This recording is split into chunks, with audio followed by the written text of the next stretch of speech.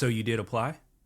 I did not apply because Oh, I don't have like the paid developer version. And then I talked to Chance, and he was like, "It's honestly like you said, it's easier to like cover everything from home than it would be from like going over there, especially as a developer." Because he said as a developer, you go, you watch the keynote, and then you go home. yeah. Unless you're there to do the sessions and stuff. I mean, they do have those sessions, which are.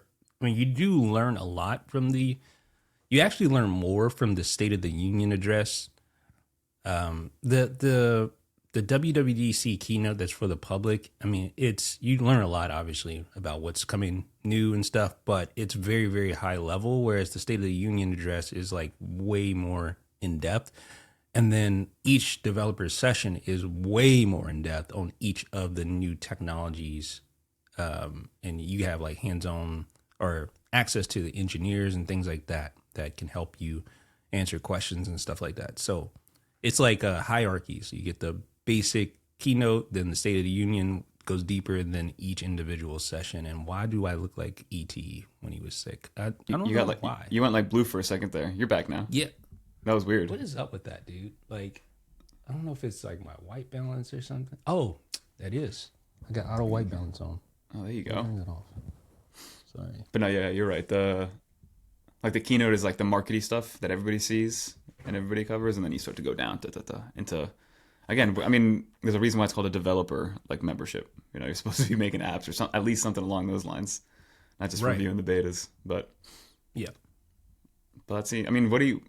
Obviously, like iOS 19 is going to be announced at WWDC, but like, I'm curious. I'm very curious as to see what Apple does with it, because obviously we're seeing all these like leaks about it being a visual overhaul and not a functional overhaul. Uh, so I don't know. I'm just curious to see what Apple really does and how they sell it, especially, and how I they think talk it's about Apple time. Intelligence. Yeah, I think it's time. Like, I mean, iOS has more or less looked the same for several years now. Like, I'm talking about Mhm. going way back. Yeah, I like mean, over a there's been decade. subtle changes. What's that? Like over a decade, I think. It's been a while, man. Yeah. Like, and it's just, yeah, it could use a definite, especially now with their, like, because on one hand, there's a lot of difference in the functionality Yeah. of iOS as far as the home screen customization and stuff like that. But I feel like now is probably a good time to give it Change a it nice up. overhaul. Yeah. Yeah. I think the last one was when we went from the skeuomorphism to like that flat design, the flat like bright design. I think it was 6 to 7, iOS 6 to iOS 7. 7. Yeah, Yeah. that was the That was a big last deal. like massive change to Yeah. the look. Now it has evolved significantly since iOS Yeah. 7.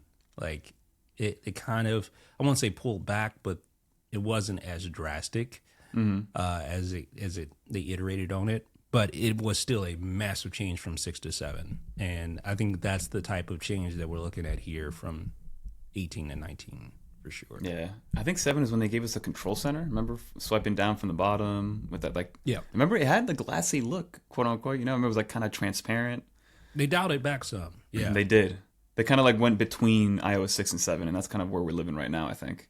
Which has been fine, but like you said, I'm ready for something a little bit different so your phone feels different, right? Because every year we get like the new phone, but it kind of feels the same, especially after you load up all your apps and everything. Everything just kind of feels the same. So now which goes to show you that like software is so important, man. And just like so important. changing up a little bit makes it feel like it's a new product.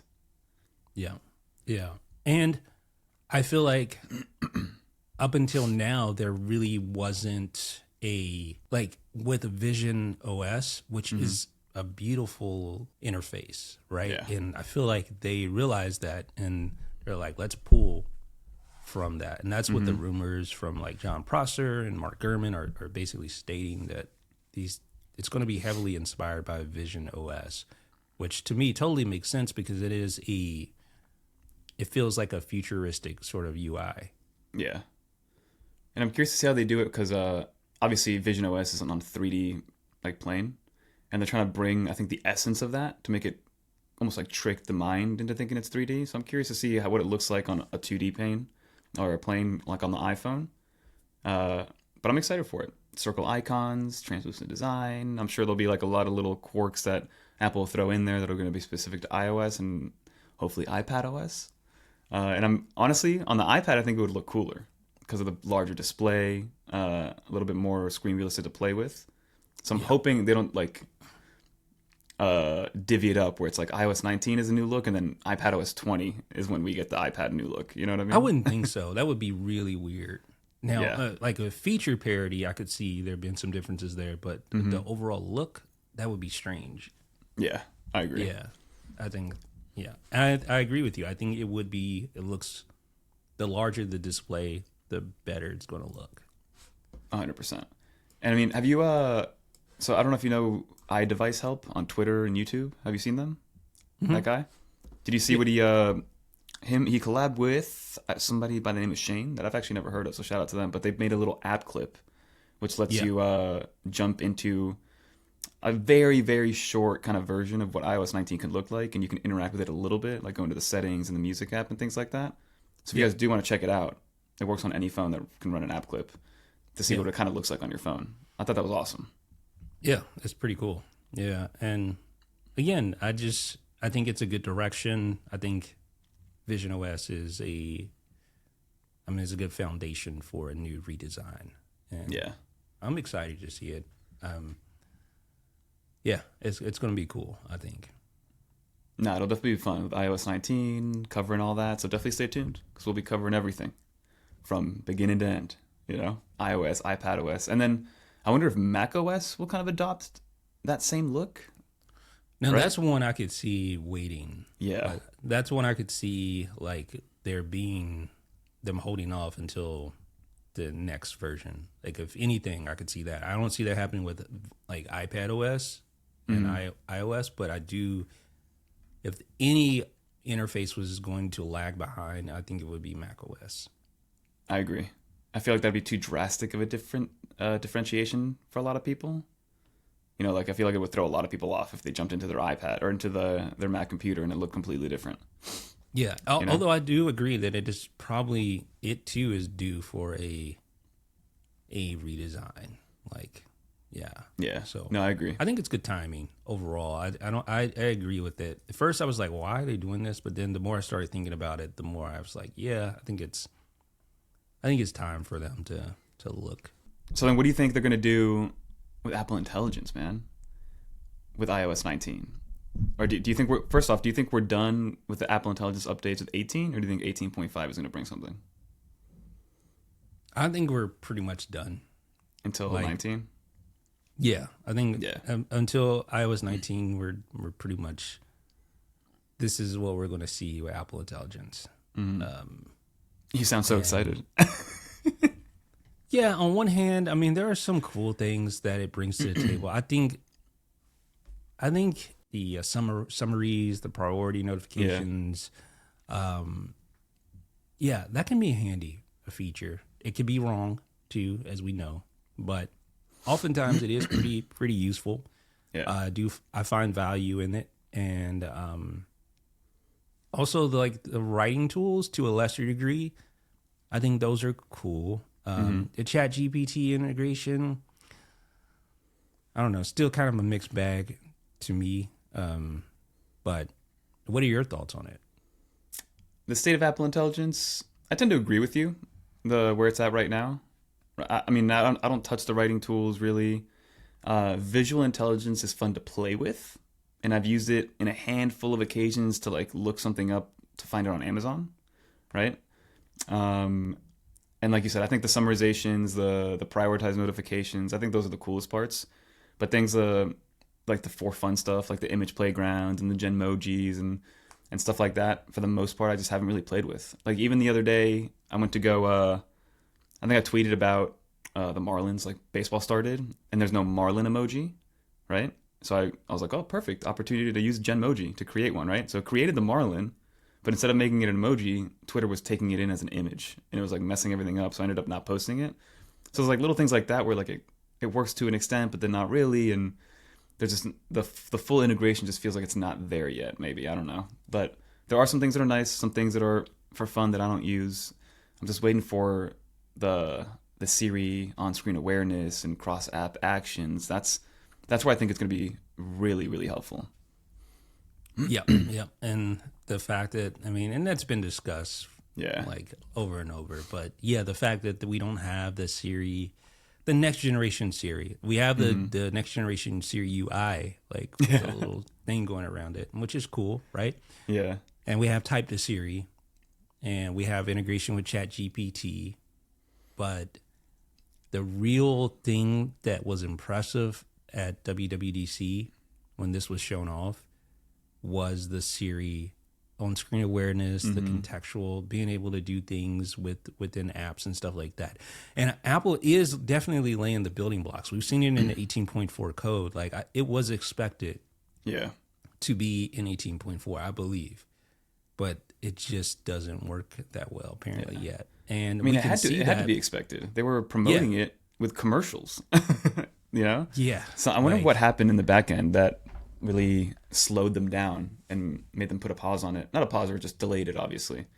Well, I think You know? John Gruber hit it on nail on the head. Like it didn't actually work. Like they never had this working when it was basically a mock-up pretty Yeah. much, because they didn't show it to anyone on back channel. They didn't show it to just like a handful of people.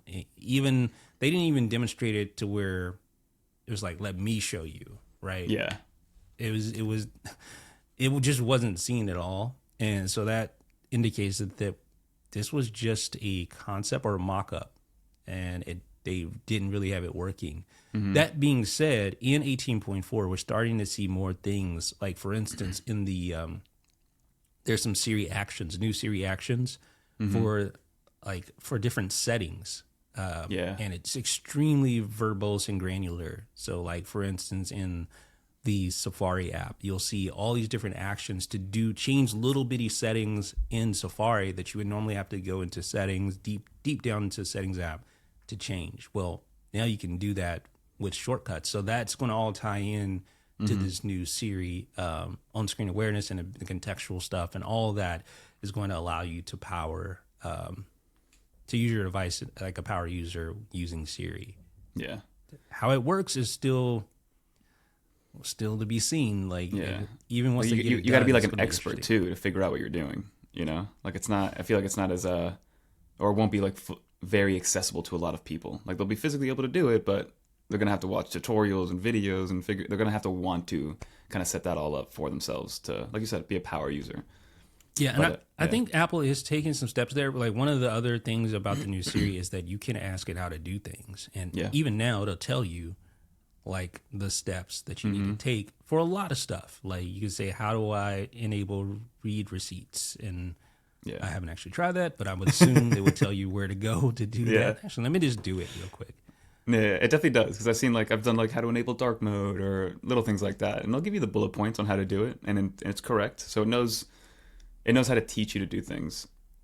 But on that note that you mentioned about the on-screen awareness and the smarter Siri and how it was mostly a mock-up, that makes me think like we need to go back to in-person live keynotes. They wouldn't have done that. Absolutely, They wouldn't have done that. absolutely. You know? That is, dude. To me, that was. I understand why it was necessary during COVID. Yeah, clearly, 100%. right? And I understand why if you're Apple, you would find this beneficial, because you have way more control. There's never going to be a mistake in your presentation. You're never going to run into problems because you just fix it in post, or you reshoot it, or whatever the case may be. They're going to get it right. Yeah. It's going to look exactly like they want it, right?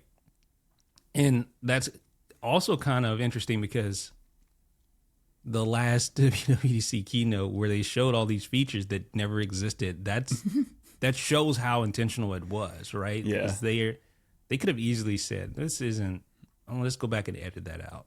Or Yeah. whatever. But no, they shipped that. So, but I just think that it just brings more humanity. Yeah. It just makes it feel more real. Like, there's something about having like it being live. You feel like you're a part of something a little bit. Whereas Agreed. this is it just feels corporate. It feels very Tim Cook-ish, very bean counter-ish. Yeah. Where you're not like, it just lacks a little bit of real That's all No, I can say. I agree. Like even because I would watch the live keynote from my like computer, and even then you still felt like you were part of it, even though I was watching it from across the country. Even like the little like when they would go show off a new feature, and you would like the anticipation of will it work, will it not work, like, and even if it does, like, I do think that if this was a live keynote, maybe it would have been a little bit more ready if they were going to show it off, obviously, and like it would have been okay if like it didn't work fully on on display like on a live presentation. I think more so than how it's been going this way, where they presented it, like you said, there was definitely intention to have it out within the year, and now it's not. Now it's not coming out. So uh, I wish we can go back to the live keynote. I don't know if it'll ever happen again. I don't see, like you said, I don't see why Apple would want to because they have so much more control. But it does bring that kind of sense of like the underdog, like the smaller company, the more like the familial feel of being there, a part of it when they're releasing new features and new products and stuff like that. So that's casting my vote to bringing back live keynotes. It feels like you're in the moment. Yeah. Like, there's something to be said about being in the moment, and like, and it was a different era back then. I admit Yeah. it. Like even with Twitter, like it was just like you were a part of a community. Like I remember like live tweeting, I mean, we still do Yeah, that now, and but it was different. It was different.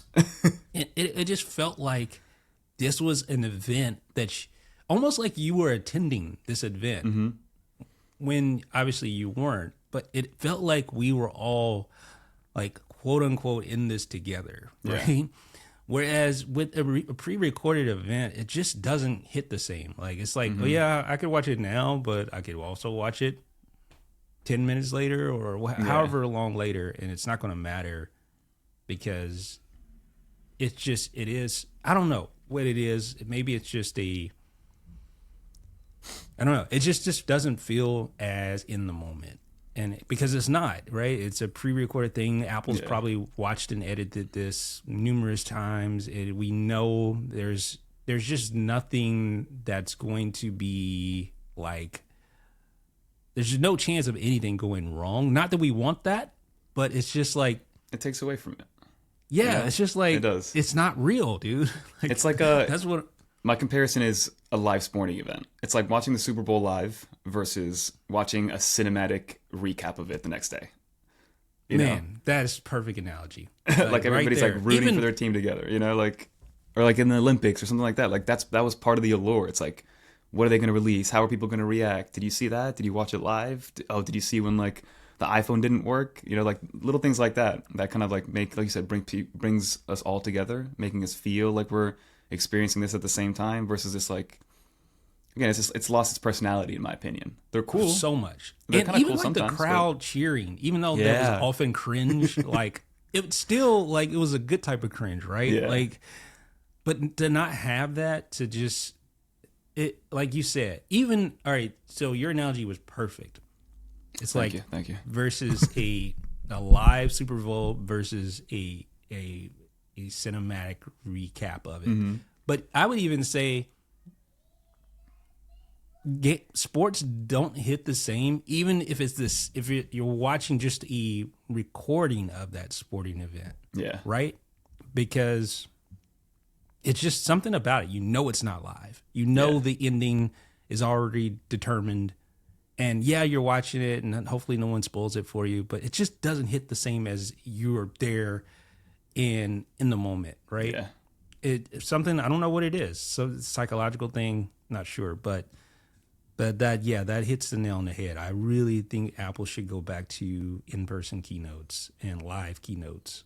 And if they want to start with like control, like just do like hardware keynotes first, because like obviously if you show off an iPad or an iPhone, the software, they're not really going to show off the software too much. I get the WWDC thing, and I'm sure there's a lot of moving parts, and software can be hit or miss with demos, and you want to make sure you get it right. And like you said, the catalyst for all this was COVID, and at the time it made sense for the first 2 years maybe. But I really hope that some way, somehow, they slowly start to bring live events back, because it just makes it more fun at the end of the day for everybody. And I think Apple would benefit from it, even if something were to go like quote unquote wrong, yeah, and it did. I mean, it's not like things went wrong plenty of times. I can think back to so many different situations where things did not go right, and but that's fine. No one's no one even thinks about that, but they do remember that it felt real, Yeah. and that's not a feeling that we get now. It's just overly polished, man, I know. and it just feels like, I don't know. There's just a lack of realism to it. Like even the lore of the iPhone, I'm sure people have heard with like demoing the first iPhone. It was like a certain specific set of actions that needed to be done. If not, the phone would like break. You know, it would go into springboard mode or whatever.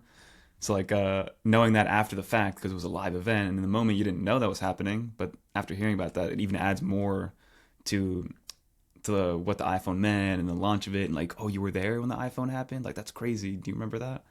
And now it's like we're all just watching it in like 8K from YouTube or something, you know, like on our TV. Yeah, and I mean, granted, they don't have a Steve Jobs Yeah. as a presenter. I mean, they're just, dude was like a master Yeah. for all of his faults, like, and you know, it wasn't like he was the guy that was making this stuff, but his presentation skills were second to none. I don't think Yeah. anyone could ever dispute that, dude. Mm-hmm. Like he just had that sort of presentation style and Yeah. effect that just worked.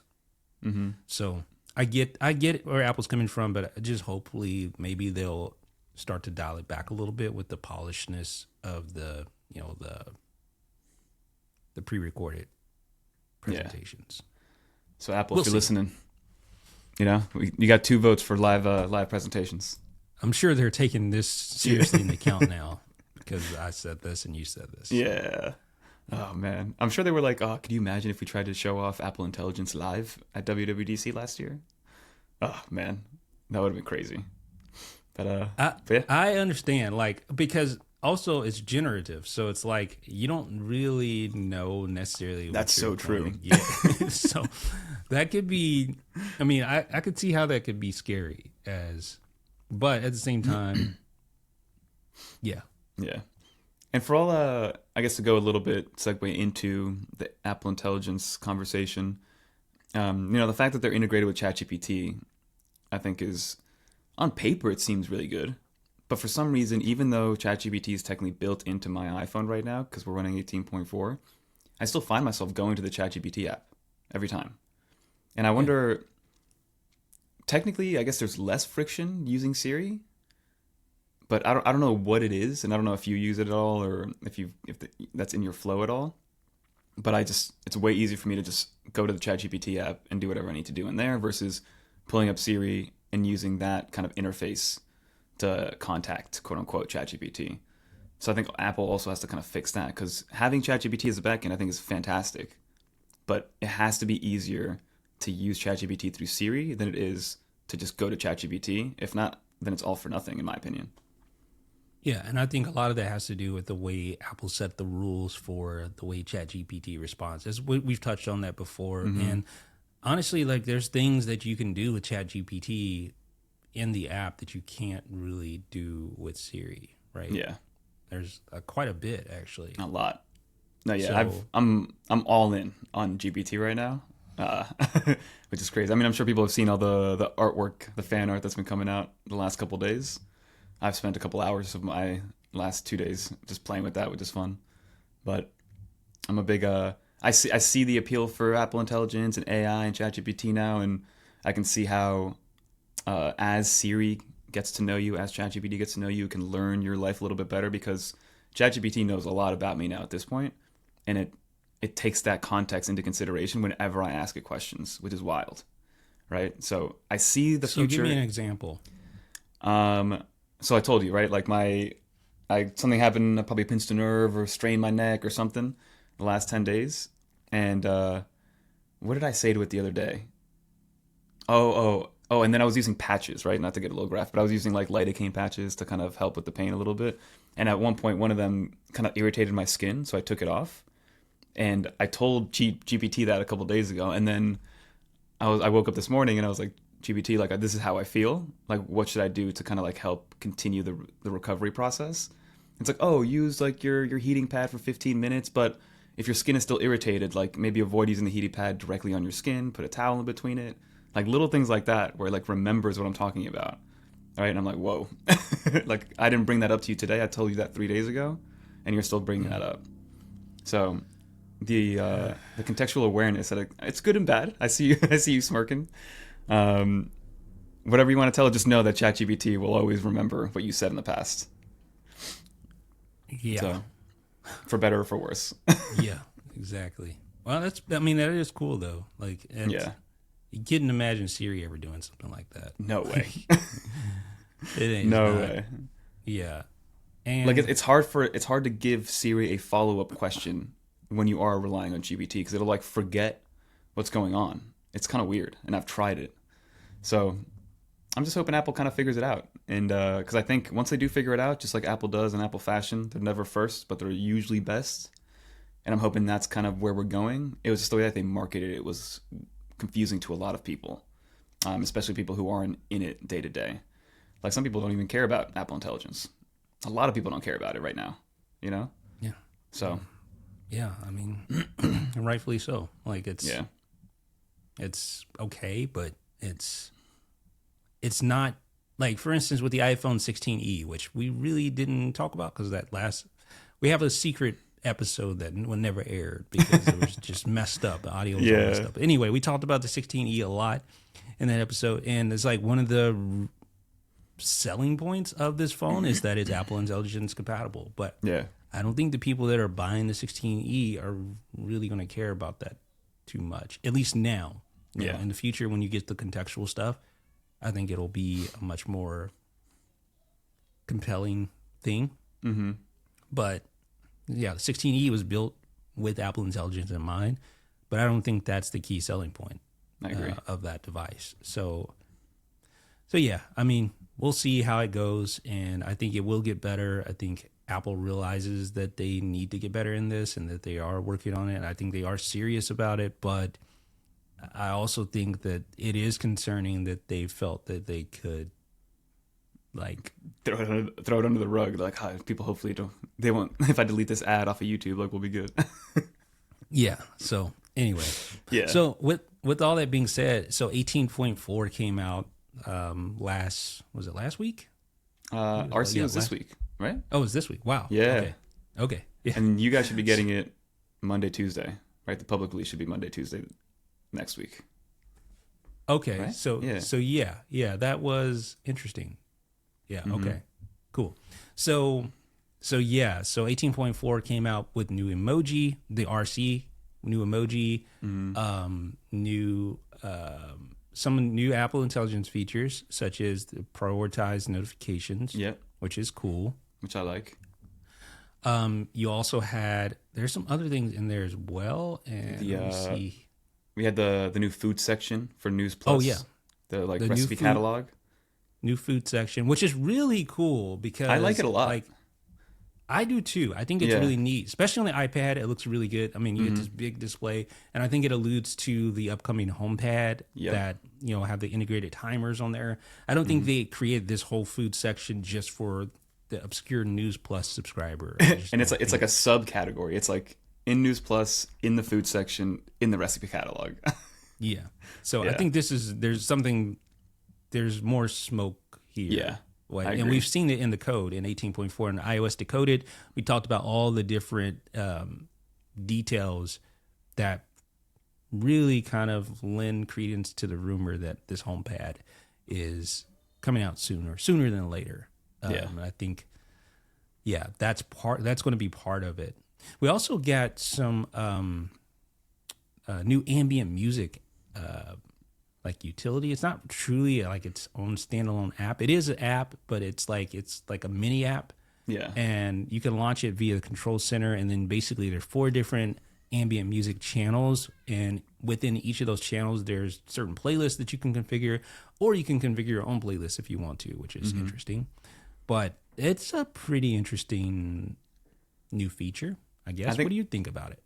I think it's more so in that same light of like the food section. I think there's more than meets the eye with this thing, right? Because I think it's just something, because it is, when you do start it up in the control center, it starts playing, and then you go into like your multitasking. It's recognized as a standalone app. Obviously, there's nothing else you can do besides pause, play, and scrub through the timeline. But I think it'll be kind of like a one of those like static apps that lives on this new HomePad. If you just want to have some ambient music playing, like you say, "Hey blank, play this," and it'll start playing those sounds. Because before we had ambient sounds, they were just again in like a sub menu inside like the hearing option in Control Center or something like that. In accessibility, yeah. So it was like deep in there. So I just think it's more so the UI looks like it belongs on a larger display that's just going to live statically in a living room, in a kitchen, easy to interact with one finger, but obviously works way more with voice. So I think it's just more so alluding to a new product versus something that's like functionally amazing. It's a nice little added little added bonus. Yeah, I like it. Yeah, it's cool.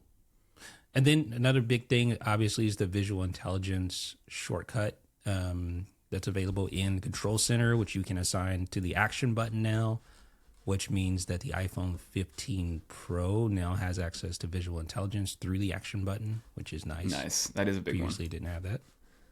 Which is kind of crazy. Yeah. And there's a lot of other little stuff in there. Robot vacuum support over Matter, which is nice. We need to come out with a video about Matter because even I don't really get it that well. Yeah, so it's funny that you mentioned it. I do have that wasn't planned, I swear. Yeah, I do have one in the works. I was waiting for the level lock folks to enable Matter on my smart lock because I need that enabled. Okay. Because I was going to walk through that and just talk about why the difference between Matter and Thread and what all that actually means. Mm-hmm. And there's definite benefits to having both, and they're different technologies and they serve different purposes. And I'm going to walk through that detailed here in the upcoming video for sure. Yeah, because like obviously we got like the Matter support, like HomeKit now supports Matter devices. That happened like a year ago now at this point. And like for instance, like these lights back here behind me, they're Govee lights. They're supported, they're Matter support or Matter enabled, I guess. But like I don't really know how to put it into my home app. You know, like I still go into the Govee app and control it. So okay. Yeah, having some sort of we're gonna help you with that. I'm ready to learn. I'm ready to listen. You know, make my life easier. And I think Jeff is the perfect man for that. I don't know about that, but we'll try. We'll give it a shot. But yeah, man. So that's what it is. That is iOS 19 that we're looking forward to. That is WWDC. That is 18.4. That is Apple Intelligence, iPhone 16e, all that jazz. Mm-hmm. Anything else you want to talk about? I do have some other stuff in the works too that I am working on. We did release I was working on the iPad buyer's guide for about a week. So that's out. Yeah. If you guys want to check that out, I even made my own little graphic to kind of illustrate exactly which iPad is for who. So I was pretty proud of that one. If you guys want to check that one out, check it out, yo. Which iPad you should get, because even though it looks confusing on the surface, I think it's actually pretty easy to decide which iPad you want nowadays or which one you need. I think so too.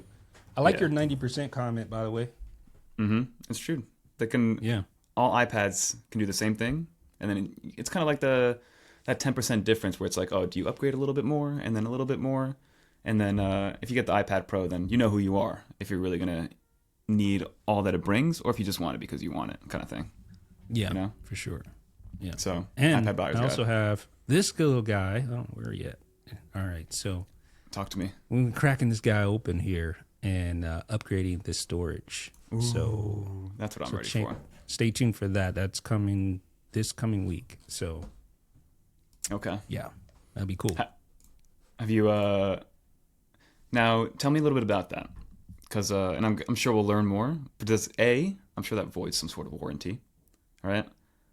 And then maybe. I mean, I don't know. Like, that's always a gray area. Like, I guess it depends on if your storage is having a problem, then technically there's a warranty issue. But I don't know, man. Like, there's consumer protection laws against that sort of thing where like you can't just void a warranty just because someone opened your device, right? Okay. But at the same time, there are some. It just depends, I guess. Yeah. Right. And then you can. So you're upgrading the storage, right? Obviously, the RAM is unified now, so you can't really play with that anymore. Mm-mm. Interesting. So I'm curious. Would it be an upgrade to the storage? Would it be faster? Is it kind of just a proof of concept? Okay. Yeah. Not only faster, but also more dense. So I'm going up to 2 terabytes. This is the entry level Mac Mini. right? So I'm taking this from the entry level, which is a significant savings in Huge, dollars, probably. right? Like significant. Like you're saving hundreds by going this route. So because I think it's $200 every time you go up. So you go 512, 1 terabyte, 2 terabytes. So that's like a $600 increase in price, right? yeah, I believe so. I can't remember the math right now, but I know it's not a small amount that you're going to be saving by doing this. Even after you take into account the cost of the SSD, it's still you're still saving a lot of money. So that just shows you it's crazy. Like Apple's markup on these drives is just nuts. So, wild. Yeah. And then if you want to trade it in, you still get nothing for it. Exactly. Yeah. Yeah. Exactly. No, so I'm definitely curious to see how that one turns out. Beautiful. But that's everything we got this week, man. I mean, is there anything? What else we got in the pipeline? Oh, MacBook Air. I did pick up the sky blue one. So where'd it go? Boom. Kind of like the color. Sweet. I do too. Yeah. You know, I got some content coming on this one, a little review, and probably some accessories with this guy. And then that's what we got next week. Yeah. Nice. Thunderbolt 4 or Thunderbolt 5. Got some stuff on that. Hopefully I can post that today. That's the goal. So let's just go ahead and wrap this up so I can get after back it.